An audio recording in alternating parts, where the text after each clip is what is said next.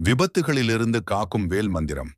தீமைகள் அனைத்தையும் ஒரு சேரழிக்கும் கந்தனாகிய முருகப்பெருமானின் கையில் இருக்கும் வேல் எனும் வேலாயுதத்திற்கான காயத்ரி மந்திரம் இது. ஸ்ரீவேல் காயத்ரி மந்திரம். ஓம் ஜுவால ஜுவாலாய வித்மஹே கோடி சூரிய பிர்காசாய தீமஹி தன்னோ சக்தி பிரசோதயாத். நெருப்பின் நெருப்பான கோடி சூரிய ஒளியுடன் பிரகாசிக்கும் வேலே, கந்தனின் கையிலிருந்து எல்லா வேளையும் காத்திடுவாய். சரணம் என்பதே இந்த காயத்ரி மந்திரத்தின் பொருளாகும்.